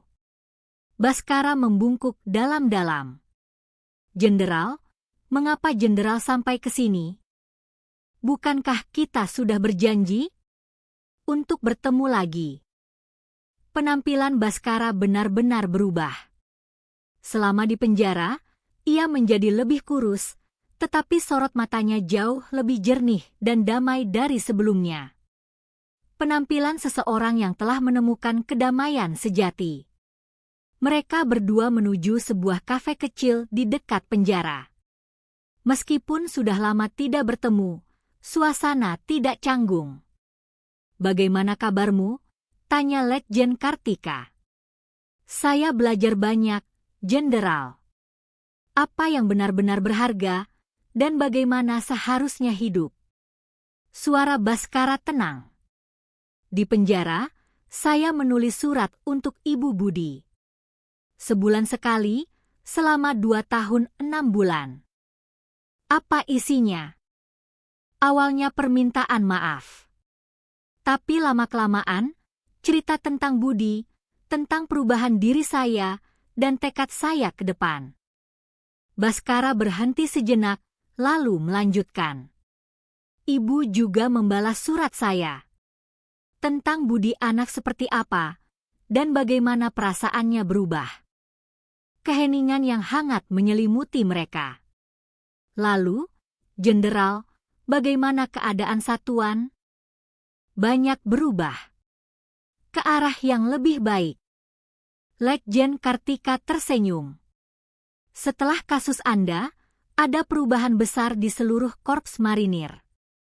Cara memperlakukan prajurit, pendidikan keselamatan, sistem komunikasi, semuanya diperbaiki. Syukurlah. Terutama dalam pendidikan kepemimpinan, kasus Anda menjadi materi pelajaran penting. Pelajaran tentang keberanian sejati." Baskara mengangguk. Ia merasa bahwa kesalahannya menjadi pelajaran bagi orang lain, dan itu saja sudah bermakna. "Apa rencanamu ke depan?" "Pertama, saya akan menemui Ibu Budi. Saya ingin bertemu langsung dan mengucapkan terima kasih. Setelah itu, saya akan mencari pekerjaan apa saja, sekecil apapun, dan hidup dengan rajin. Sambil melakukan sesuatu yang bisa membantu orang lain."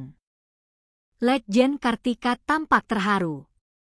Baskara yang sekarang benar-benar berbeda dari Baskara 2 tahun 6 bulan yang lalu. "Saya juga berterima kasih pada Jenderal. Jika bukan karena Jenderal, saya akan terus hidup dalam kebohongan." "Bukan begitu. Semua itu adalah pilihanmu sendiri." Mereka berbicara lebih dari 2 jam di kafe itu. Tentang masa lalu, perubahan saat ini, dan harapan di masa depan. "Baiklah, sepertinya saya harus pergi sekarang," kata Baskara sambil berdiri. "Mau kemana?" "Ke tempat Ibu Budi tinggal. Di sebuah desa kecil di Jawa Tengah." Letjen Kartika juga berdiri. "Bapak Baskara, saya ingin mengatakan satu hal terakhir." "Ya, Jenderal. Meskipun Anda sudah menanggalkan seragam, baru sekarang Anda terlihat seperti marinir sejati." Air mata menggenang di mata Baskara. "Terima kasih, Jenderal." Mereka berdua berpisah di depan kafe. Letjen Kartika menatap punggung Baskara yang menjauh dan berpikir, manusia benar-benar bisa berubah. Malam itu, Baskara tiba di desa tempat tinggal Ibu Budi. Desa kecil di pedesaan, tetapi bagi Baskara, itu adalah tempat yang menandai awal yang baru. Ibu Budi menyambut Baskara dengan hangat. Selama 2 tahun 6 bulan berkomunikasi melalui surat, mereka telah saling memahami hati masing-masing. Nak, pasti berat sekali ya? Tidak, Bu. Justru itu adalah waktu yang saya butuhkan. Malam itu, Baskara mengunjungi makam Budi. Pertemuan setelah 20 tahun. Budi, Paman datang. Baskara berlutut di depan nisan. Meskipun terlambat, Paman tulus meminta maaf. Dan ke depannya, Paman akan hidup menjadi orang yang bisa kamu banggakan. Angin bertiup, membuat daun-daun berdesir. Seolah-olah Budi menjawab. 1 tahun kemudian, Baskara mengelola sebuah pusat konseling kecil di desa itu. Ia membantu orang-orang yang terluka karena kehidupan militer, orang-orang yang berbuat salah dan menyesal. Keberanian bukanlah tidak membuat kesalahan, tetapi mengakui kesalahan, kata Baskara kepada seorang prajurit muda yang datang untuk konseling. Kekuatan sejati bukanlah menyembunyikan kelemahan, tetapi menunjukkannya dan mengatasinya. Setiap kata-katanya mengandung ketulusan. Nasihat yang hanya bisa diberikan oleh orang yang telah mengalaminya sendiri. Suatu senja, Baskara berjalan sendirian di tepi pantai.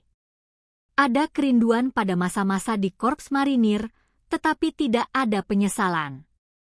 Ia justru merasa hidupnya sekarang lebih bermakna. Beban 3 bintang lebih berat dari lautan. Kata-kata yang pernah diucapkan Letjen Kartika terngiang kembali. Baru sekarang ia mengerti makna sebenarnya dari kata-kata itu. Beban seorang pemimpin sejati, beban tanggung jawab, dan beban kebenaran. Baskara tidak lagi mengenakan bintang di pundaknya, tetapi di dalam hatinya, ia membawa bintang yang lebih besar. Bintang bernama hati nurani. Melihat ombak yang datang dan pergi, Baskara tersenyum. Hidup ini seperti ombak itu. Datang, membentur, lalu surut, tetapi pada akhirnya menciptakan pantai yang indah. Ombak baru sedang datang.